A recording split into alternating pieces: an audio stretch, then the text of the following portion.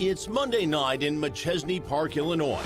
Todd and Katrina Smith are hanging out at home. Everything was great. In fact, the Lovebirds just returned from an anniversary trip to Washington, D.C., celebrating 7 years of wedded bliss. On her wedding day, I was happy for them. I was, excited that, this was the person she wanted to spend her life with, and she was going to be able to be a stepmom to his 3 children. Then, he seemed like a good fit for her. And there's plenty to celebrate, including a possible new job for Mrs. Smith. The 30-year-old HR coordinator lands a huge interview scheduled for the very next morning. And while Katrina finishes up some laundry, she hops on her husband's computer to finalize the details. There were a string of emails between herself and her new employer. After confirming her morning meeting, Todd says Katrina heads out to a friend's condo where she's currently house sitting. The next morning, the 44-year-old insurance and investment broker sends a text to his wife which reads, "Good luck at your interview. You're gonna be awesome." Oddly, Katrina doesn't respond. The day comes and goes and still no word. Todd is getting really nervous. Then suddenly, the phone rings. I got a phone call on October 23rd, maybe around like 7 p.m., from Todd saying that, he asked me if I had talked to my sister, and I said no. He said she didn't show up for work and he hadn't talked to her since the previous night. And her big interview, she misses that too. She's very responsible, so I was immediately concerned. I knew something wasn't right. I felt sick to my stomach. But just how wrong was it? I asked him if they had had a fight, if there was anything going on, and he said no, everything was great. So then where is Katrina Smith? Panicked, Todd heads to the sheriff's station. During the initial interview with Todd Smith, he indicated that Katrina, on October 22nd, Katrina had been there at his house to do laundry, and then she was also going to get on the computer and send some emails out for an interview for a new job. Investigators checked Todd's computer and confirmed the emails sent from Katrina to her potential new boss. From the emails that we recovered on the computer, that it shows that she did send out some emails to set up the interview. That was earlier in the day on the 22nd. And then he sends one more last email, and then Katrina responds at 10:54. Immediately, investigators begin a search of the area. Katrina's family sets up a Facebook page entitled Find Katrina Smith, where they organize volunteer search parties. The Winnebago County Sheriff's Department officially classifies Katrina Smith as a missing person and takes the lead on the investigation. That was the same night the vehicle was found. Katrina's abandoned Chevrolet Cruze is discovered at the intersection of Obispo Road and Ventura Boulevard, about 2 miles from her home. With her car being found, added some urgency to the fact that this isn't just a missing person. There was something definitely not right. Investigators on the scene believe the car has been wiped clean and towed in for forensic processing. But there's more, a lot more. Once the vehicle was recovered, there was evidence, or a trail of evidence that was recovered. Then, 2 days later, another startling discovery. Local law enforcement and volunteer searchers find Katrina's wallet and cell phone just feet from her abandoned vehicle. And something else. Bloody paper towels. Friends and family rally around Katrina's distraught husband, Todd Smith, as he makes pleas for her safe return. It's been horrible. I just wanted to come home. He was in the media constantly every day. He would conduct daily interviews practically with the news media. With Katrina's husband and family seemingly making every effort to find the missing Illinois woman, authorities begin to speculate. It was a stranger who perhaps broke into the home, or who perhaps stalked her. Maybe it was someone from her church who stalked her. In fact, there was an acquaintance from church, a juvenile who knew the Smiths through a church youth group. And get this, just 2 years before Katrina went missing, this peeping Tom was charged with allegedly stalking the Smiths' neighbor by peering through her bedroom window. Coincidence? She knew that somebody was following and watching her. Was this peeping Tom stalking their neighbor, or was he stalking Katrina? 30-year-old Illinois wife and stepmom Katrina Smith is missing. No trace of her. She had disappeared. Her friends and family are desperate to find her. Do anything we could to bring her home. It's day 4 in the search for Katrina Smith. Her husband, Todd, speaks out once again to the media. Cameras roll as he is overcome with emotion. He said I'd be back later. And that's the last we heard of her. As Katrina's friends and family organize another search, frantically looking for any clues that will answer the question, where is Katrina Smith? We're all just trying to be there for one another and trying to stay positive. Katrina's sister makes a heartbreaking post on the Facebook page, saying in part, "Sissy, I love you more than words can describe. I miss you terribly, and the pain that I feel is unbearable." But detectives believe they may be one step closer to finding the missing McChesney Park woman. They zero in on a juvenile arrested in Katrina's neighborhood with a reported penchant for peeping. She had no enemies. She had no one else that wanted to harm her. Then, sheriff's detectives from Winnebago make a stunning discovery. And now there is another man they're looking at. Turns out Katrina has a secret. There was a boyfriend that Katrina Smith had started seeing on the side. That's right, this married stepmother is having an affair. She was very private. She was very secretive. His name, Guy Gabriel, a married man from a town over. Guy Gabriel is a co-worker of Katrina's. That's who she ultimately started having a relationship with while she was still married with Todd Smith. And when cops run a background check on Katrina's secret lover, they uncover a violent past. There was some issues with him. He was involved in a domestic issue with his wife. Police records reportedly reveal an arrest for domestic battery. The responding officer describes the reported attack. The first thing I noticed was she had a large knot on her forehead. Her face was really red and it looked like she had been crying. Her eyes were red also. She had a couple scratches that I could see on her throat and her chest. The attending nurse paints a similar picture of alleged abuse. She said he hit her head into the ground and choked her at one point. But that's not all the dirt on Katrina's secret boyfriend. Detectives retrieved text messages from her recently recovered cell phone. And it's a powder keg of intel. On the night Katrina goes missing, her secret lover, Guy Gabriel, sends her a barrage of text messages. There's something else going on here than just a missing person. One of the texts to Katrina says, "What's wrong?" And yet another that reads, "Have you told him you want a divorce? That there's nothing left in you for him? Nothing."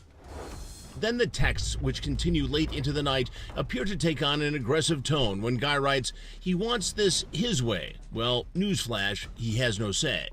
All the while, we were all suspicious. Then more explosive evidence. The missing woman's co-workers confirmed to police that Katrina thought she was being stalked in the weeks leading up to her disappearance. She also shared that information with her cellular phone company. She knew that somebody was following and watching her. And that scared her. A text to her stepfather just 4 days before she vanished revealed Katrina feared for her life. In the text, she writes, "Do I have to have my FOID card first before going to the shooting range?" FOID is an acronym for Firearm Owner Identification Card. According to her stepdad, Katrina wanted a gun for protection. She did everything that she thought she could to protect herself. Sadly, it may not have been enough. Katrina's co-workers share a disturbing incident with police that occurred just 2 weeks before Katrina went missing. An individual drove through her work parking lot in disguise and distributed several flyers. That flyer was to expose her secret boyfriend, Guy. It was entitled Guy Expletive Cat, which stated in part he was able to expletive Katrina from HR in record time, and goes on to paint Katrina as a cheater. Yeah, she's married with a family, but when I turned on the charm, her legs fell open. But who is the mystery man behind the X-rated flyers? He secretly followed her. We believe that he dumped flyers at her workplace. So she was constantly being stalked by this individual. And Katrina's secret love affair, it's not so secret anymore. And she had no idea that he was capable of these things.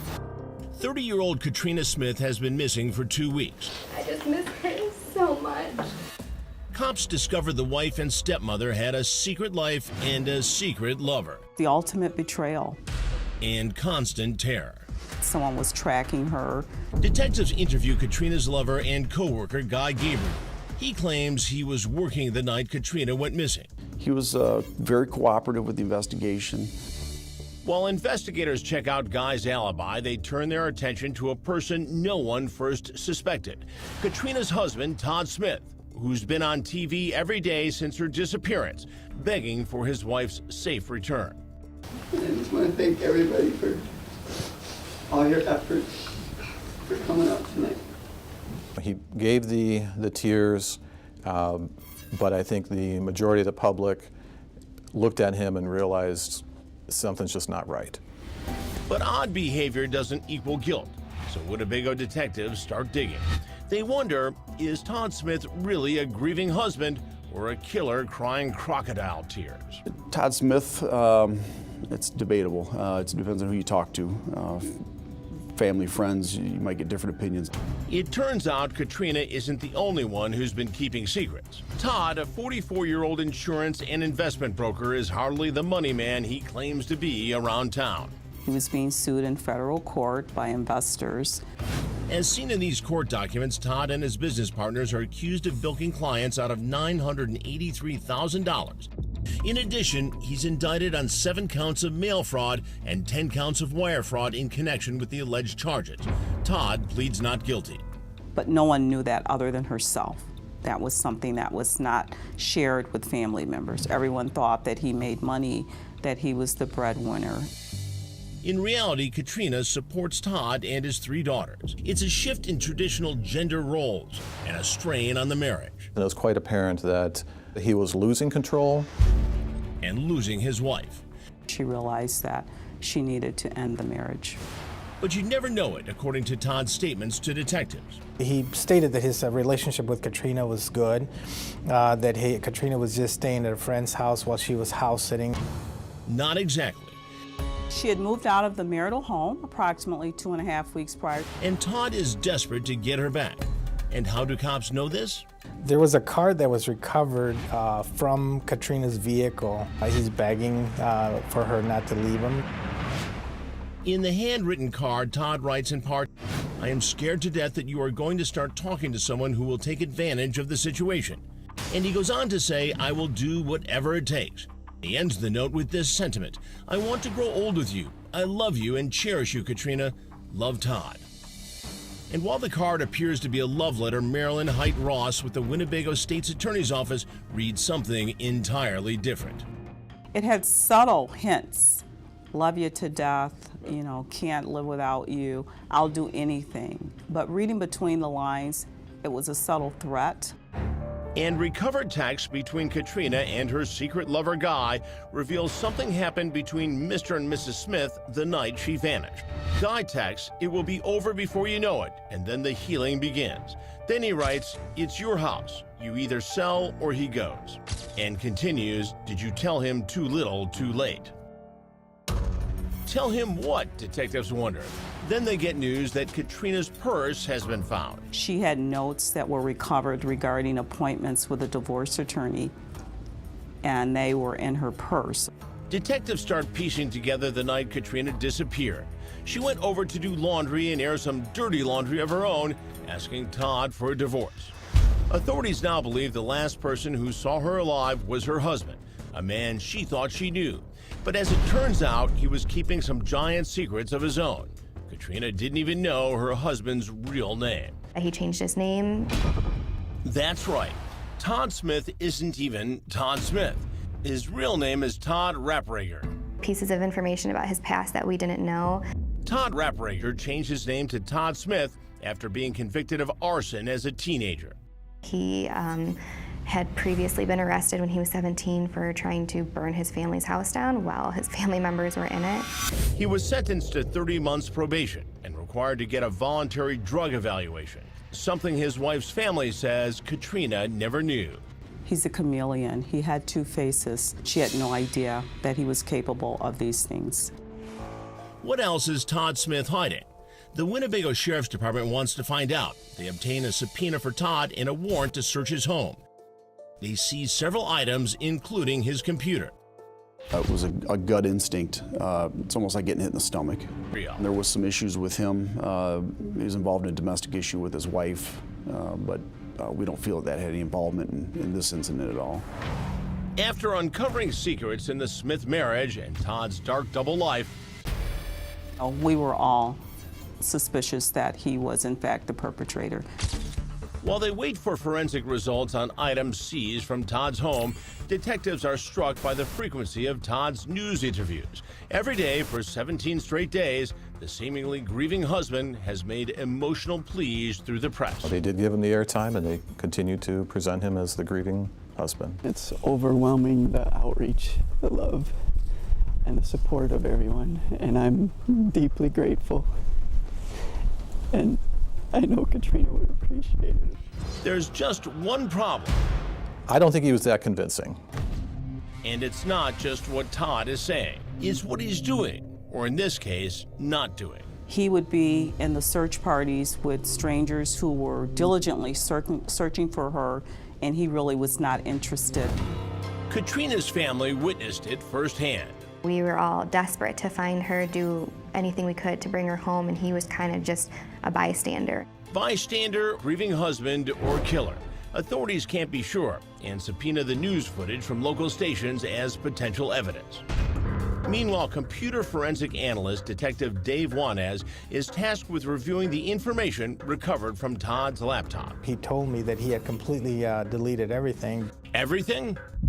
With today's technology and computer forensics, we were able to recover all that. Even if the data has been deleted, we were able to recover that. And it's a gold mine of jealousy and obsession. On the laptop, cops recover 3 folders of interest.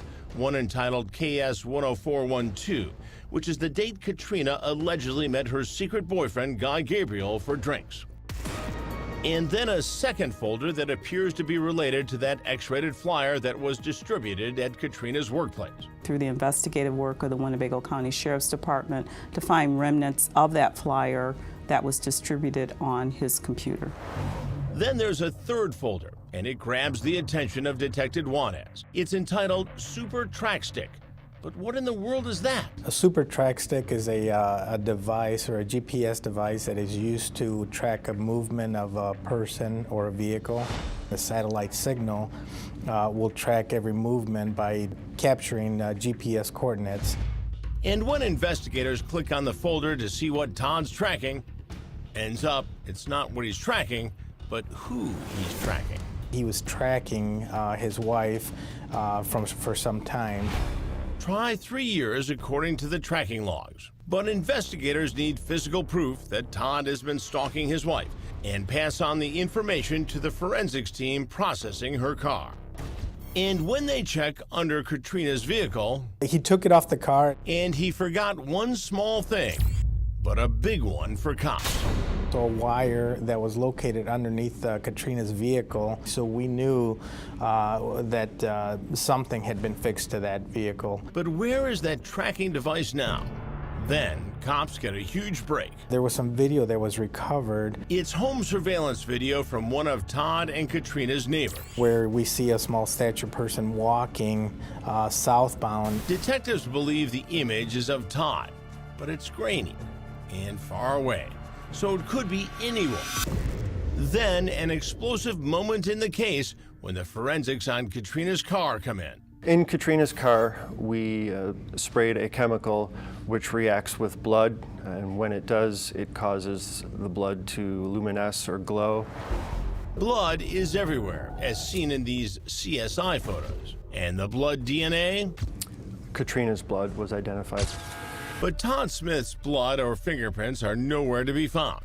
At this point in the investigation, detectives can prove Todd stalked his wife, but they can't prove he killed her. And there was no one else. There were no other suspects. It was him. If only investigators had some concrete evidence linking Todd to the murder of his wife. We obtained a second search warrant for the computer. The authorities believe Todd Smith stalked and murdered his wife, Katrina. I've never felt that somebody was so guilty of a crime as I did in this. They uncover suspicious GPS software on his computer. Now they just need to find direct evidence linking him to the murder. And we knew that it was him. Detectives learn about updated tracking software, and they get a second search warrant for Todd's computer. To see if we can recover any additional information or evidence that could, show us more of that tracking information. It's a success and a game changer for the prosecution's case. We were able to pinpoint exactly where that tracking had been tracking. This time, the high-tech software allows investigators to see a new detail. The tracking device shows hundreds of pings, which is consistent of somebody walking. That's right. On the night Katrina goes missing, Todd's GPS device appears to move from Katrina's vehicle to a person's body. And the coordinates show this mystery man is on the move. Somebody leaving the vehicle, removing the tracking device from her vehicle, and then walking back to Todd Smith's residence. Then detectives get a hunch and take another look at that home surveillance video recovered from one of the Smiths' neighbors. And when they compare the GPS movements to the video, get this, it's an exact frame-for-frame match. The pings show as he's walking on the sidewalk. It shows when he's walking on the fields as he's crossing over through fields. Detectives believe the video captures Todd Smith on his way home after he killed his wife. But why is the tracking device tracking Todd? He took it off the car, and at that time, we believe that at that time he thought he was turning it off, and he turned it on instead, and that's when it started tracking him. Yes, Todd's perfect murder is being perfectly recorded. But he almost got away with it, except for one final action after murdering his wife. The biggest mistake that night, he plugged in that tracking device and it grabbed all the coordinates. But before prosecutors can charge Todd with murder, they need more direct evidence. Proof that she was in fact murdered. Then a grave discovery. A fireman is fishing on Illinois' Rock River and notices something caught on a log near the river's edge. Curiosity got the best of him, so he boated over to see what it was. It's the body of a woman. It was very decomposed. In order to identify her, the investigators had to contact and look at dental records so that we could actually identify her. Tragically, it's Katrina Smith. It was very devastating to even hear that it was final then, it wasn't that she was missing and we could bring her home alive, that she was gone. 4 days later, the autopsy results are in, and the coroner makes a ruling. Homicide. And the manner of death? Blunt force trauma. It was intensely brutal. Well, she was beaten over the head and body and then thrown into a river. But how was Katrina killed? Investigators still don't have a murder weapon, or do they? That's when they hear a disturbing story from Todd's own children. The defendant was there with his daughters and a friend to collect items from the house. The defendant ordered another friend to go collect the bat. As in a Louisville Slugger aluminum baseball bat. He was taken back and surprised and very upset that the bat was missing from the garage. And where was it? The bat was already in our custody. And only Crime Watch Daily gets invited into the evidence room for a look at the alleged murder weapon. The bat was actually against the wall in the corner of the garage, leaning like this. And there was blood on this side. It was completely consumed. He was very concerned that the police had the bat. And when the blood DNA is tested, Katrina's blood was identified on the baseball bat. Now with the alleged murder weapon, Katrina's body, forensics from the computer, and video surveillance, the Winnebago County DA's office makes it official. He was charged with murder, aggravated battery, aggravated domestic battery, and concealment of a homicide. Todd enters his plea. My client persists in his innocence. Our affiliate, WTVO, is in the courtroom as Winnebago Sheriff's Detective John Berg takes the stand. He recalls the defendant's odd behavior during their initial interview. He was rubbing with both hands at the side of his head. He was looking down in kind of a motion like this. Then, upon taking the stand, Katrina's secret lover, Guy Gabriel, testifies about the text messages he exchanged with Katrina on that fateful night. just said she was frustrated that he was grasping at straws and trying to talk her into staying. And when it came to Katrina asking Todd for a divorce, What she had told me about her apprehension to share and the reason she wouldn't share was because she was afraid of his reaction. then prosecutors enter into evidence those infamous news interviews. It's been horrible. I just wanted to come home. A man who murdered his wife and took part in searches with the community, did multiple interviews with the news media. The amount of lies and deceit with him is amazing. The defense claims there's no direct evidence tying Todd to the crime. Todd Smith's fingerprints and his DNA were not found on the bat or other evidence, and there was no eyewitness to the alleged murder. The forensic evidence that linked Todd to the crime was more so digital. But the defense appears to be grasping at straws, claiming Katrina's secret lover, Guy Gabriel, is the real killer. Telling the jury Gabriel's alleged domestic abuse record is enough reasonable doubt to warrant a not guilty verdict for their client. But there's a big hole in that story. Guy Gabriel's alibi is rock solid. It was determined that he was at work the night of the incident. Leaving as the only suspect the man who's been in plain sight the entire time on the local news. Katrina was murdered by Todd Smith. And in closing arguments, the prosecutor literally comes out swinging. And at that time, he's pounding. She's down. She cannot defend herself. Ms. Height-Ross took the bat and specifically graphically showed the jurors how many times he had to swing the bat to do the injuries and the damage that was done to Katrina. After 3 weeks of testimony, a jury of 10 men and 2 women reaches a verdict. The jury finds the defendant Todd Smith guilty of first-degree murder. Katrina's broken-hearted mother rejoices through the pain. We are so grateful to the verdict today. We finally have justice for my daughter, Katrina. Todd Smith is sentenced to 59 years behind bars, which is a life sentence for the now 50-year-old. He plans to appeal the verdict, still clinging to his innocence, reading a verse from the Bible in open court. King Solomon said, "Whoso findeth a wife findeth a good thing and obtaineth favor of the Lord." In closing, although I am not guilty of the acts the state portrayed, I harbor no ill will toward thee. But while Todd sits in prison, Katrina's family looks forward to the future. We want to just be able to move forward and just always remember Katrina and just celebrate the person that she was. Katrina was a beautiful person inside and out, and she really made the world a better place just by being in it.